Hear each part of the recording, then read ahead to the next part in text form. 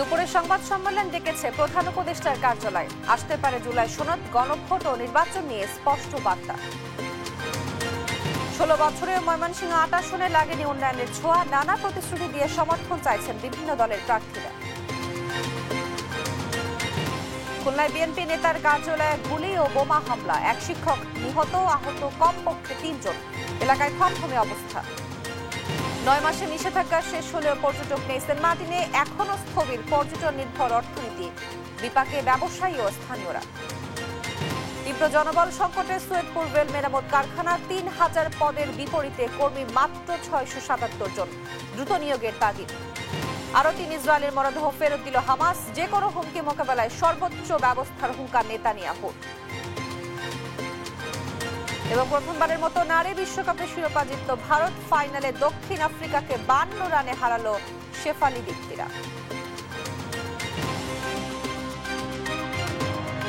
এই অবস্থায় পড়তে না চাইলে ব্যবহার করুন Rainbow damp protector. Elastomeric emulsion থাকায় দেয়াল থাকে damp proof Rainbow paints, colour of joy. দেখছেন শিরোনাম সংবাদ সকালে, আপনাদের সঙ্গে আছি আমি তো আফরোজ। এবার পুরো খবর। অন্তর্বর্তী সরকারের দায়িত্ব নেওয়ার পর প্রথমবারের মতো সংবাদ সম্মেলন ডেকেছে প্রধান উপদেষ্টার কার্যালয়। সোমবার বেলা 12টায় প্রধান উপদেষ্টার কার্যালয়ের করবি হলে হবে এই সংবাদ সম্মেলন। রোববার প্রধান উপদেষ্টার প্রেস উইং এ তথ্য জানায়, তবে কে কথা বলবেন তা জানানো হয়নি। সংবাদ সম্মেলনে জুলাই সনদ বাস্তবায়ন প্রক্রিয়া, পিআর, গণভোট ও আগামী নির্বাচন নিয়েও আসতে পারে বার্তা।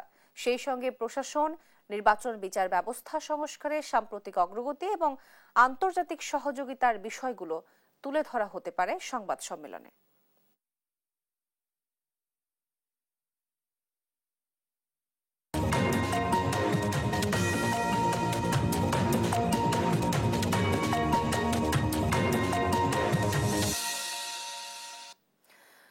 ময়মনসিংহ 8 ঈশ্বরদী আসনে বিগত 16 বছরে কাঙ্ক্ষিত উন্নয়নের ছোঁয়া লাগেনি।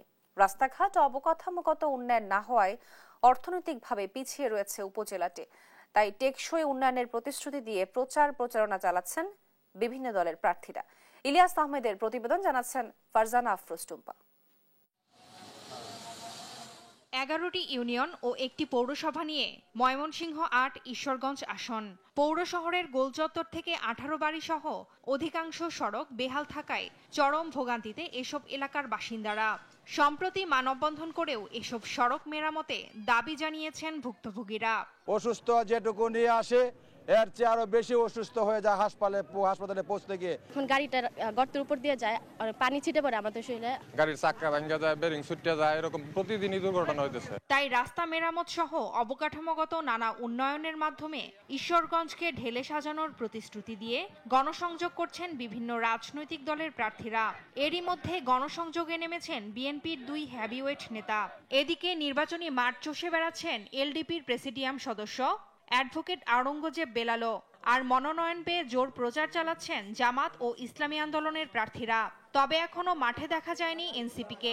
আমাদের প্রথম কাজ হবে সেই রাস্তাঘাটগুলোকে ঠিক করা। একটা এলাকায় যদি তার কমিউনিকেশন সিস্টেমটা ঠিক না থাকে তাহলে আলটিমেটলি ওভারঅল উন্নয়নটা সম্ভব না।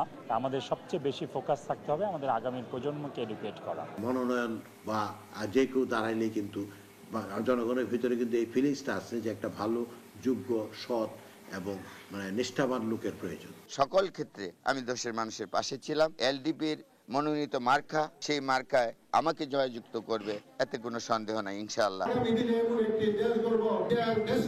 শুধু হিন্দু নয়, অন্যান্য দলের নেতা এবং কর্মীরাও এই দেশে নিরাপদে এবং শান্তিতে বসবাস করবে। এলাকার উন্নয়ন ত্বরান্বিতের পাশাপাশি বিপদে কাছে পাওয়া যাবে এমন প্রার্থীকে এ আসনের আগামীর দায়িত্ব দিতে চান ভোটাররা। যে ভালো কাজ করে ঈশ্বরগঞ্জ সবার পাশে থাকে, তবে আমরা চাই যে বাংলাদেশে সুষ্ঠু, নিরপেক্ষ, অবাধ একটা নির্বাচন হোক, গ্রহণযোগ্য, যাতে পাবলিক জনগণ যাতে আমরা সুন্দরভাবে যাতে আমরা ভোট দিতে পারি। ময়মনসিংহ 8 আসনে মোট ভোটার 3,44,622। স্বাধীনতার পর থেকে এ আসনে জাতীয় পার্টি 5 বার এবং 3 বার করে জয় পায় বিএনপি ও আওয়ামী লীগ। ফারজানা আফরোজ টুম্পা, নিউজ ডেস্ক, দেশ টিভি। খুলনার কুয়েট রোড এলাকায় বিএনপি নেতা কার্যালয়ে গুলি ও বোমা হামলা চালিয়েছে দুর্বৃত্তরা। এতে ইমদাদুল হক নামে এক মাদ্রাসার শিক্ষক নিহত হয়েছে। রোববার রাতে বিএনপি নেতা মামুন শেখ স্থানীয় নেতাকর্মীদের সঙ্গে অফিসে বসেছিলেন। এ সময় হঠাৎ অফিসে পরপর 2টি বোমা নিক্ষেপ করে দুর্বৃত্তরা। পরে বিএনপি নেতা মামুন শেখকে লক্ষ্য করে 4 রাউন্ড গুলি ছোড়ে। এতে মামুন, ইমদাদ সহ 3 জন গুরুতর আহত হয়। হাসপাতালে নেওয়ার পর শিক্ষক ইমদাদুল হককে মৃত ঘোষণা করে চিকিৎসক। পাশে দোকানে চা খাচ্ছিলাম, হঠাৎ 2টা ককটেলের আওয়াজ শুনলাম। তখন আমরা একটু ধারে যাওয়ার চেষ্টা করি, তখন থেকে আবার 4 রাউন্ড গুলির শব্দ শুনি। তখন আমরা ধারে যাই নাই, দূরে থাকি। যখন ওরা চলে যায়, যারা এই বোমা টোমা মারছে, তখন তারা চলে যাওয়ার পর তখন আমরা ওইখানে যাই দেখি যে আমার স্যার নিচে পড়ে আছে। আমার এলাকায় কিছু ভাই ব্রাদার তারা ধরে গাড়িতে উঠাই দিল। এই 250 উঠে আনলাম, সে তো মারা গেল। জুলাই গণঅভ্যুত্থানে রাজধানীর রামপুরায় ছাদের কার্নিশে ঝুলে থাকা আমির হোসেনকে গুলি করা সহ 2 জনকে হত্যার ঘটনায় মানবতাবিরোধী অপরাধের মামলায় ডিএমপির সাবেক কমিশনার হাবিবুর রহমান সহ 5 জনের বিরুদ্ধে 3য় দিনের সাক্ষ্য গ্রহণ আজ। সোমবার আন্তর্জাতিক অপরাধ ট্রাইব্যুনাল 1-এর চেয়ারম্যান বিচারপতি মোহাম্মদ গোলাম মর্তুজা মজুমদারের নেতৃত্বাধীন 3 সদস্যের বেঞ্চে সাক্ষ্য নেওয়া হবে। এদিন 2 জনের জবানবন্দি নেওয়ার কথা রয়েছে। এর আগে গেল 27 অক্টোবর দ্বিতীয় সাক্ষী হিসাবে জবানবন্দি দেন গুলিবিদ্ধ বাসিত খান মুসার বাবা মোহাম্মদ মুস্তাফিজুর রহমান। 19 জুলাই তার চোখের সামনে একমাত্র ছেলে মুসার মাথায় গুলি লাগে, আর পেটে গুলি লেগে মারা যায় মুসার দাদি মায়া ইসলাম। সাক্ষ্যের এক পর্যায়ে কান্নায় ভেঙে পড়েন মুস্তাফিজ। পরে তাকে জেরা করেন পলাতক 3 আসামির পক্ষে স্টেট ডিফেন্স আমির হোসেন ও গ্রেফতার চঞ্চল চন্দ্র সরকারের আইনজীবী সরওয়ার জাহান।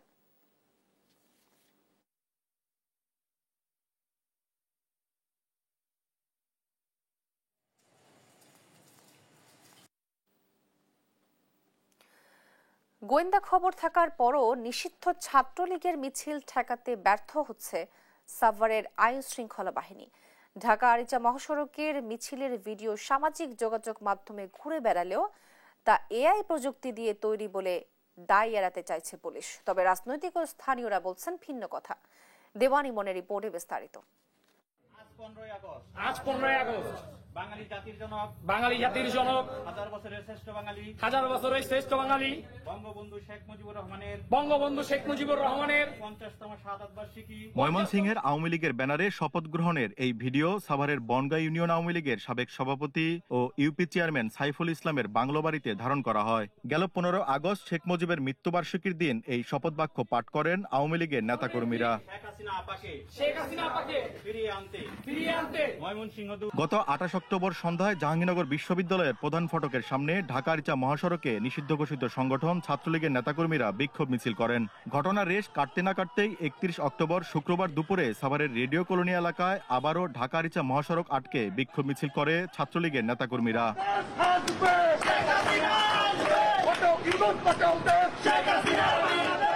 স্থানীয় পুলিশ প্রশাসন বলছে ফেসবুকে ছড়িয়ে পড়া ভিডিও এআই দিয়ে তৈরি। 100 জন ফোর্স সিভিলে গোয়েন্দা হিসেবে পুরো সাভার এলাকা ছেড়ে রাখছি, একটা প্রাণীও বেরোয় না। এটা এআই দিয়ে পাঠাচ্ছে। এটা আমি দুপুর থেকে সকাল থেকে মনিটরিং করছি। এই মিছিল অনেক পুরান, এআই দিয়ে ফেসবুকে প্রথমে পৌঁছেছি, ওটা হ্যাক করছি, এরকম কোনো মিছিল হয় নাই। এলাকাবাসীর অভিযোগ আইন শৃঙ্খলা বাহিনীর অনুপস্থিতিতে মিছিল হচ্ছে বিভিন্ন স্থানে। স্লোগান দিছে মানে 50-60 গজ আসার পরেই তারপরে মানে কিছু সাল বলে এবে ঢুকলো, কিছু সাল বলে ওবে ঢুকলো, এনা হই হল্লা করলো। আমাদের টাইম ওয়াক্ত এই টাইমের মাঝে মনে করেন যে কি হয়েছে কইসিয়া ধরে টানে 15-20 জনের বিভিন্ন রাজনৈতিক দলের স্থানীয় নেতারাও বলছেন আইন শৃঙ্খলা বাহিনীর মধ্যে ঘাপটি মেরে থাকা আওয়ামী লীগের পেতাত্তাদের ছত্রছায়ায় কর্মসূচি করছে কার্যক্রম নিষিদ্ধ ঘোষিত দলটি। পুলিশ যদি শক্ত হয় তাহলে কখনো বা প্রশাসন যদি শক্ত হয় এইসব এই জটিকা মিছিল বা জঙ্গি মিছিল করা সম্ভব না। মিছিলটা যেখানে সংগঠিত হয়েছে সেখানে আমাদের লোকজন পাঠিয়েছি। ওইখানে আশেপাশে যারা দোকানদার ছিল তাদেরকে জিজ্ঞাসা করা হয়েছে যে ভাই এখানে কি এই 2টার পরে কি কোনো মিছিল হয়েছে? বলতেছে হ্যাঁ, কয়েকজন লোক এসে মিছিল টিছিল করে চলে গেছে। তো এটা যদি আমাদেরকে বোকা বানানোর জন্য যদি এআই বলা হয় তাহলে এটা এর চেয়ে দুঃখজনক আর কিছু হইতে পারে না। সাভারের আইন শৃঙ্খলা বাহিনীর সংস্কার করা জরুরি বলেও জানান স্থানীয় রাজনীতিকরা। দেওয়ান ইমন। জাতীয়করণের দাবিতে 22তম দিনের মতো অবস্থান কর্মসূচি পালন করছেন স্বতন্ত্র ইবতেদায়ী মাদ্রাসার শিক্ষকরা। জাতীয় প্রেস ক্লাবের সামনে 7 নভেম্বর পর্যন্ত কর্মসূচি চালিয়ে যাওয়ার ঘোষণাও দিয়েছেন তারা। বেলা 12টার মধ্যে তাদের এমপিওভুক্ত করার বিষয়ে আশ্বাস করেছে শিক্ষা মন্ত্রণালয়। আর শিক্ষা উপদেষ্টা দেশে ফিরে বাকি দাবির বিষয়ে আলোচনা হবে এমন আশ্বাসে প্রধান উপদেষ্টার বাসভবন যমুনা অভিমুখে লং মার্চ স্থগিত করে প্রেস ক্লাব এলাকায় বিক্ষোভ মিছিলের ঘোষণা দেন শিক্ষকরা। তবে দাবি আদায় না হওয়া পর্যন্ত অবস্থান কর্মসূচি চলবে বলেও জানান তারা।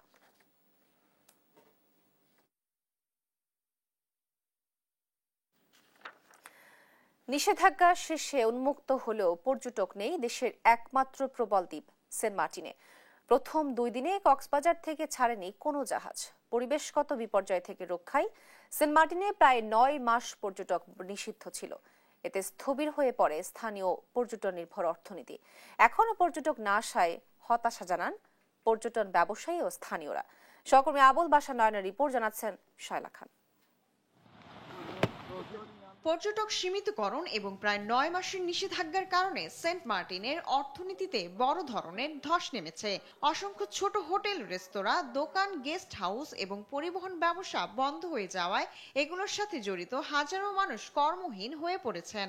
হোটেল, রেস্টুরেন্ট যেগুলি আছে এগুলি সব হলো পর্যটন নির্ভর ব্যবসা। এখন পর্যটক না আসলে তো এগুলিতে আর ওপেন হচ্ছে না। ওপেন না হওয়ার কারণে প্রায় 10 মাস ধরে এগুলি বন্ধ। 10,000 মানুষের দাম নাই, কিন্তু কুত্তার দাম আছে সেন্ট মার্টিনে। কুত্তা প্রতিদিন খাবার খায় সরকার থেকে, কিন্তু আমরা খাবার পাই না। সেন্ট মার্টিনের 80% না 90% মানুষ অনাহারে আছে। ব্যবসায়ীরা বলছেন এই নিষেধাজ্ঞা পুরো সেন্ট মার্টিনের অর্থনীতিকে বিপর্যস্ত করেছে। তাদের জীবনে নেমে এসেছে অন্ধকার। অনেকেই এখন পরিবার নিয়ে অনিশ্চয়তায় দিন কাটাচ্ছেন।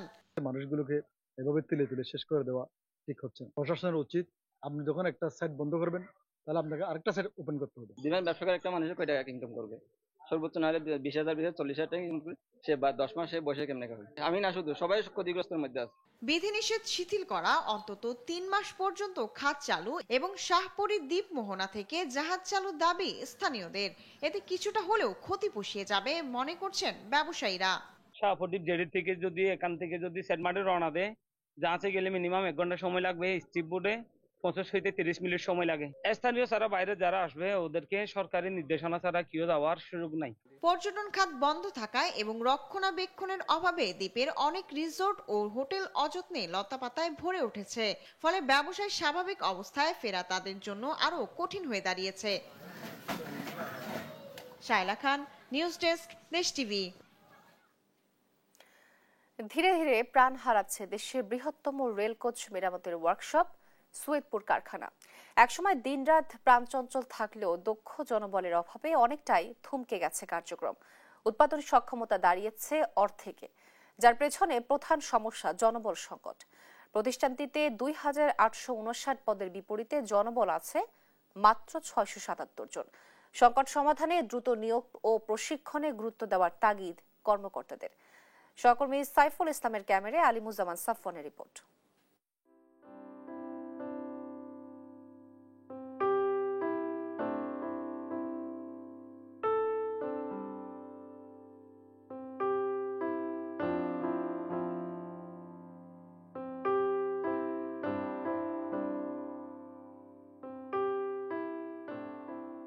দেশের প্রাচীনতম শিল্প প্রতিষ্ঠান সৈয়দপুর রেলওয়ে কারখানা। একসময় যেখানে কাজ করত 10,000-এর বেশি শ্রমিক। ব্রিটিশ আমলে প্রতিষ্ঠার পর দিনরাত চলত রেলের মেরামত, রক্ষণাবেক্ষণ ও উৎপাদনের কর্মযজ্ঞ। তবে আধুনিকতার ছোঁয়া না লাগায় দিন দিন জৌলুস হারাচ্ছে ঐতিহ্যবাহী এই প্রতিষ্ঠান। সৈয়দপুর উপজেলার প্রাণকেন্দ্রে প্রায় 110 একর জমির উপর স্থাপিত এই কারখানায় রয়েছে 26টি ওয়ার্কশপ। প্রয়োজনীয় মেরামত শেষে সারা দেশে রেল কোচ ও ওয়াগন সরবরাহ করে এই প্রতিষ্ঠান। তবে রেলের প্রাণকেন্দ্র হিসেবে খ্যাত এই কারখানার প্রধান সমস্যা জনবল সংকট। আমাদের এখানে লোকবলের সংকট চরম সংকটের মধ্যে আছে। এই কারখানায় পুরাটাই লোকবলের সংকট আছে, তবে এখানে একটু বেশি লোকবল কম, একদমই কম। এই 34 জন লোক নিয়ে, এই স্বল্প লোক নিয়ে এই ওয়াগন মেরামত করতে আমরা হিমশিম খাচ্ছি। এই কারখানায় 2,859 পদের বিপরীতে বর্তমানে কর্মকর্তা কর্মচারীর সংখ্যা মাত্র 677 জন, যা মোট জনবল চাহিদার মাত্র 24%। কারখানাটি প্রতিষ্ঠার পর কর্মচারী নিয়োগে ছিল বিশেষ প্রক্রিয়া। ইস্টার্ন বেঙ্গল রেলওয়ের অধীনে সৈয়দপুর ওয়ার্কশপে ট্রেড অ্যাপ্রেন্টাইজ পদে নিয়োগ পেত 15 থেকে 18 বছরের তরুণরা। রেলওয়ে কোড অনুযায়ী ট্রেনিং একাডেমিতে 5 বছর প্রশিক্ষণ শেষে যোগ দিত কর্মক্ষেত্রে। তবে সরকারি চাকরির নিয়োগ বিধিমালায় পরিবর্তন আসায় জনবল হারাচ্ছে সৈয়দপুর ওয়ার্কশপ। খালাসি পদে এসএসসি বা সমমানের পরীক্ষায় উত্তীর্ণ চাওয়া হলেও বেশিরভাগ আবেদনই করছে স্নাতক বা স্নাতকোত্তর যুবকরা। কিন্তু এখনকার যে ছেলেপেলেরা আসে ইউনিভার্সিটি থেকে লেখাপড়া করা ছেলেপেলে, এরা তো এই ময়লা ধরতে চায় না। এখানে ম্যাক্সিমামই হচ্ছে মানে উচ্চশিক্ষিত ছেলেপেলে, যারা এই 20তম গ্রেডের চাকরি তারা সহজে অ্যাডজাস্ট করতে পারে না। কারণ খালাসি নিয়োগ দিলে এই নতুন ছেলেপেলে ঘুরে ফিরে ওগুলোই মাস্টার্স পাস বলেন, অনার্স পাস বলেন, ওরাই চলে আসতেছে। যারা শিক্ষিত আছে তারা নিজেদের মুখেই বলতেছে যে আমরা এত দূর পড়ালেখা করে এই কাজ কেন করতে আসলাম। রেলওয়ের নিজস্ব বিধিমালায় নিয়োগ প্রক্রিয়া না হলে জনবল ধরে রাখা অসম্ভব বলছেন সৈয়দপুর রেলওয়ে কারখানার বিভাগীয় তত্ত্বাবধায়ক। এখানে যে পোস্ট মেরামত, ইঞ্জিন মেরামত বা এই কাজগুলো থাকে, ক্রেন মেরামত, এই কাজগুলো কিন্তু কোনো শিক্ষা প্রতিষ্ঠানে শেখানো হয় না। এবং একটা জিনিস শেখার, টেকনিক্যাল জিনিস শেখার একটা ইফেক্টিভ লার্নিং এজ আছে। সব বয়সী লোকদের সব জিনিস আপনি শেখাতে পারবেন না। ইফেক্টিভ লার্নিং এজটা হলো 15 থেকে 18 বছর, বা আমরা 20-22 বছরের মধ্যেই ইফেক্টিভ লার্নিং এজ চলে যায়। তো এরপরে আপনি একজনকে যত চেষ্টা করেন তাকে সেই ইফেক্টিভ লার্নিং এজ দিতে, ইফেক্টিভ মানে তার কাছ থেকে তাকে শেখাতেও পারবেন না, তার কাছ থেকে আপনি রিটার্নও পাবেন না। রেলের বৃহত্তর স্বার্থে অচিরেই নিয়োগ প্রক্রিয়ায় নজর দেওয়ার তাগিদ সংশ্লিষ্টদের। যেই কারখানায় একসময় দিনরাত কাজ করত প্রায় 10,000 কর্মচারী, সেই সংখ্যা আজ নেমে দাঁড়িয়েছে মাত্র 700 জনে। শুধুমাত্র জনবলের অভাবে নিস্তব্ধ সৈয়দপুরের এই কারখানা, যা হতে পারত বাংলাদেশ রেলওয়ের নতুন সম্ভাবনা। নীলফামারী থেকে আলিমুজ্জামান সাফওয়ান, দেশ টিভি। অক্টোবর মাসে দেশে প্রবাসী আয় এসেছে 256 কোটি 34 লাখ 80 হাজার মার্কিন ডলার, যা দেশীয় মুদ্রায় প্রায় 31,274 কোটি 45 লাখ 60 হাজার টাকা। রোববার বাংলাদেশ ব্যাংকের প্রতিবেদনে বলা হয়, অক্টোবরে বেসরকারি ব্যাংকগুলোর মাধ্যমে প্রবাসী আয় এসেছে 183 কোটি 86 লাখ 90 হাজার মার্কিন ডলার, আর রাষ্ট্রায়ত্ত ব্যাংকের মাধ্যমে এসেছে 47 কোটি 78 লাখ 70 হাজার ডলার এবং বিশেষায়িত ব্যাংকের মাধ্যমে এসেছে 24 কোটি 2 লাখ 50 হাজার ডলার। এছাড়া বিদেশি ব্যাংকগুলোর শাখার মাধ্যমে রেমিটেন্স এসেছে 66 লাখ 70 হাজার ডলার। তবে অক্টোবরে দেশি বিদেশি 7টি ব্যাংকের মাধ্যমে কোনো প্রবাসী আয় আসেনি।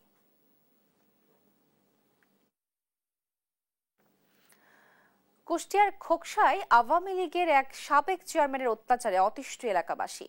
বিগত 15 বছর ধরে দলীয় প্রভাব খাটিয়ে চাঁদাবাজি, দখলদারিত্বের মাধ্যমে এলাকায় গড়েছেন ত্রাসের রাজত্ব। তার অত্যাচারের প্রতিবাদ করলেই ছাড়তে হতো এলাকা, নয়তো হতে হতো খুনের শিকার। ভুক্তভোগীরা বারবার প্রশাসনের দ্বারস্থ হয়েও পাননি বিচার। নাহিদ হাসান তিতাসের রিপোর্টে দেখুন বিস্তারিত।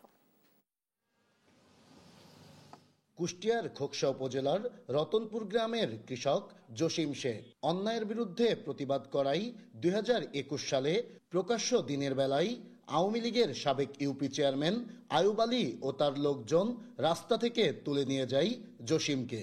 পরে বাড়িতে আটকে রেখে নৃশংসভাবে পিটিয়ে হত্যা করা হয় তাকে।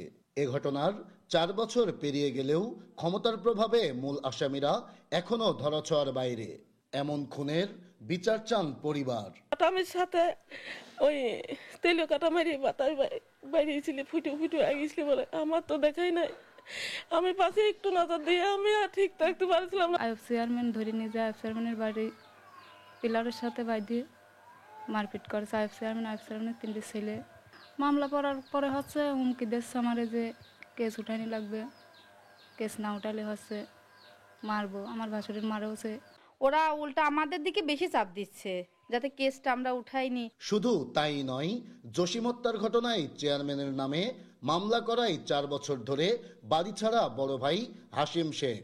মামলা তুলে নিতে প্রতিনিয়তই তাকে দেয়া হচ্ছে প্রাণনাশের হুমকি। কেস আপোষ করার জন্য কাসিরুল আলম সৈয়দ আমাকে সর্বোচ্চ চাপ সৃষ্টি করেন। যখন আমি রাজি না হই আমাকে হুমকি দেন যে তোকে মেরে ফেলা দেব। বিগত 15 বছর ধরে দলীয় প্রভাব খাটিয়ে চাঁদাবাজি, দখলদারিত্বের মাধ্যমে এলাকায় ত্রাসের রাজত্ব গড়েছেন ইউপি চেয়ারম্যান আয়ুব আলী। এমন অত্যাচারের হাত থেকে রক্ষা পেতে আয়ুবের কঠোর শাস্তির দাবি স্থানীয়দের। খুব খারাপ জঘন্য প্রকৃতির লোক, এরা আমরা দৃষ্টান্তমূলক শাস্তি চাই, ফাঁসি চাই। কারণ বিভিন্ন যে এখন বর্তমান নেতাদের কিছু ছত্রছায়ায় গিয়ে বাঁচার চেষ্টা করতেছে। এ বিষয়ে চেয়ারম্যান আয়ুব আলীর সঙ্গে একাধিকবার যোগাযোগের চেষ্টা করেও পাওয়া যায়নি তাকে। যদিও এসব অভিযোগ খতিয়ে দেখে ব্যবস্থা নেওয়ার আশ্বাস পুলিশের। আমার কাছে কেউ কোনো অভিযোগ করি নাই, এমনকি মৌখিকভাবে কেউ জানাই নাই। তো ওনারা যদি আমার কাছে অভিযোগ করে এই ব্যাপারে আমরা অবশ্যই আইনগত ব্যবস্থা নেব। শুধু আশ্বাস নয়, দ্রুত তার সব অপরাধের ন্যায় বিচার চান এলাকাবাসী। নাইদা সান্তিতাস, দেশ টিভি, কুষ্টিয়া। পর্যটন শহর কুয়াকাটায় মঙ্গলবার সন্ধ্যায় শুরু হচ্ছে হিন্দু সম্প্রদায়ের 100 বছরের ঐতিহ্যবাহী উৎসব রাসমেলা।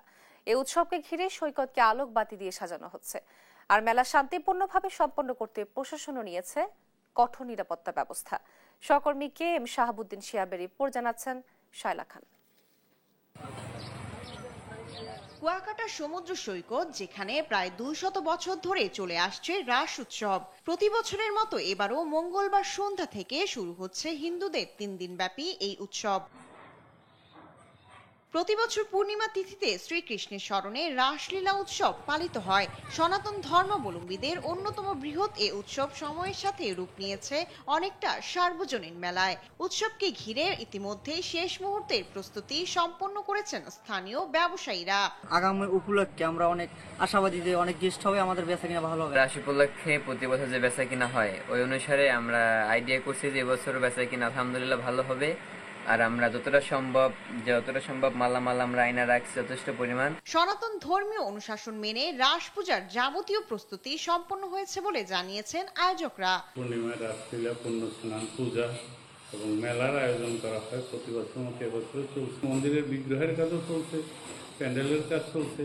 সেই সাথে সাথে জেলা প্রশাসন, পুলিশ প্রশাসন তাদের সর্বাত্মক কর্মসূচি তৈরি করেছে। 3 দিন ব্যাপী এই উৎসব নির্বিঘ্ন ও শান্তিপূর্ণভাবে সম্পন্ন করতে স্থানীয় প্রশাসন নিয়েছে বিশেষ নিরাপত্তা ব্যবস্থা বলে জানালেন উপজেলা নির্বাহী কর্মকর্তা। যারা পুণ্যার্থী আসে তারা যাতে নির্বিঘ্নে আসতে পারে, তাদের যেই ধর্মীয় কার্যক্রম তারা সম্পন্ন করতে পারে, সেই জন্য আমাদের মূল মন্দির এলাকায় সিসি ক্যামেরা থেকে শুরু করে আমাদের নিরাপত্তা বাহিনী, স্বেচ্ছাসেবক সবাই উপস্থিত থাকবে, সবাই থাকবে। এবং মঙ্গলবার সন্ধ্যায় অধিবাস ও প্রার্থনার মধ্য দিয়ে শুরু হবে রাস পূজার আনুষ্ঠানিকতা। আর বৃহস্পতিবার সকালে পূর্ব আকাশে সূর্যোদয়ের সঙ্গে সঙ্গে পুণ্য স্নান অনুষ্ঠানের মধ্য দিয়ে পরিসমাপ্তি ঘটবে রাসলীলা উৎসবের। শায়লা খান, নিউজ ডেস্ক, দেশ টিভি। দর্শক, কুয়াকাটায় চলছে সনাতন ধর্মাবলম্বীদের ঐতিহ্যবাহী রাসমেলা উৎসবের শেষ সময়ের প্রস্তুতি। এ নিয়ে আরো জানাতে যুক্ত হচ্ছেন আমাদের সহকর্মী KM শাহাবুদ্দিন শিহাব। শিহাব, শেষ সময়ের প্রস্তুতি কেমন দেখছেন এবং মেলা নিয়ে বিস্তারিত আমাদেরকে জানাবেন। ধন্যবাদ তোহা। আগামী মঙ্গলবার সন্ধ্যা থেকে শুরু হচ্ছে হিন্দু ধর্মাবলম্বীদের 100 বছরের যে ঐতিহ্যবাহী রাসমেলা, সেটা শুরু হচ্ছে। এবং এই রাসমেলাকে কেন্দ্র করে ইতিমধ্যে বাংলাদেশের বিভিন্ন প্রান্ত থেকে কুষ্টিয়া, রাজশাহী, সিরাজগঞ্জ, রংপুর, বগুড়া থেকে যে সকল অস্থায়ী যে সকল ব্যবসায়ীরা রয়েছেন, যারা বিভিন্ন মেলায় যেয়ে থাকেন, তারা ইতিমধ্যে আসতে শুরু করেছেন। এবং কুয়াকাটা সৈকত সংলগ্ন যে ফিশ ফ্রাই মার্কেট, সেই মার্কেটের পাশে তারা তাদের যে সর্বশেষ প্রস্তুতি, সেই প্রস্তুতিও কিন্তু ইতিমধ্যে শেষ হয়েছে। তারা বিভিন্ন প্রজাতি, তারা তাদের যে মালামাল, সেটা নিয়ে তাদের দোকান কিন্তু সাজিয়েছেন। তাদের আশা প্রত্যাশা, তাদের যে একটি টার্গেট থাকে প্রতি বছর, এবছরও তারা সেই প্রত্যাশিত বিক্রি তাদের হবে, সে অনুসারেই তারা প্রস্তুতি নিয়েছেন। এবং এই সকল ব্যবসায়ীদের সঙ্গেও আমি কথা বলেছিলাম। তারা বলেছেন গত বছরের যে সকল ব্যবসায়ীরা এসেছিলেন, এবছরও তারা এসেছেন। তারা বলছেন যে ইনশাল্লাহ গত বছরের মতো তাদেরও এবছরও তাদের বেচা বিক্রি ভালো হবে বলে তারা প্রত্যাশা করছেন। এবং এই রাসমেলা উপলক্ষে যে সকল পুণ্যার্থীরা রয়েছে, তারা ইতিমধ্যে আসতে শুরু করেছেন। মন্দিরে তারা এসে আশ্রয় নিচ্ছেন। এবং আগামী মঙ্গলবার সন্ধ্যার পর থেকে শুরু হওয়া, বুধবারে সকালে গঙ্গা স্নান, বৃহস্পতি বৃহস্পতিবারও গঙ্গা স্নানের মধ্য দিয়ে কিন্তু এই 3 দিনের ঐতিহ্যবাহী রাসমেলা শেষ হবে এবং কুয়াকাটাতে একটি উৎসব মুখর পরিবেশ বিরাজ করছে। পাশাপাশি প্রশাসন ও সর্বোচ্চ যে নিরাপত্তা সেটা কিন্তু তারা গ্রহণ করেছেন। তো রাসমেলার সর্বশেষ প্রস্তুতি নিয়ে আমার কাছে এই ছিল সর্বশেষ তোয়া। শিহাব, আপনাকে ধন্যবাদ। দর্শক, কুয়াকাটায় চলছে সনাতন ধর্মাবলম্বীদের ঐতিহ্যবাহী রাসমেলা। এই বিষয়ে বিস্তারিত জানাচ্ছিলেন আমাদের সহকর্মী শাহাবুদ্দিন শিহাব। দর্শক, ব্রিফ করছেন ডিএমটিসিএল এর ব্যবস্থাপনা পরিচালক। আমরা সরাসরি চলে যাচ্ছি সেখানে।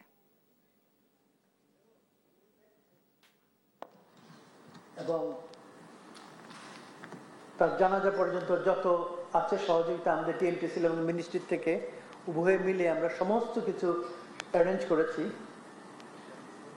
আর কিছু সাহায্য হিসাবে কিছু প্রতিদান ছাড় দিয়েছে, মিনিস্ট্রি থেকে দিয়েছে এবং অনেকে এটাকে জীবনের মূল্য বলছে। আসলে ওটা জীবনের মূল্য হিসাবে দেওয়া হয় নাই, ওটা তাকে ইমিডিয়েট সাহায্য হিসাবে দেওয়া হয়েছে। আর আমরা লং টার্ম যে সলিউশনটা খুঁজেছি, ওনার ফ্যামিলিকে কীভাবে পার্মানেন্টলি সাহায্য করা যায়, সেই জন্য আমরা ওনার ওয়াইফের সাথে গত সপ্তাহে মিটিং হয়েছে, এই অফিসেই আসছিলেন উনি।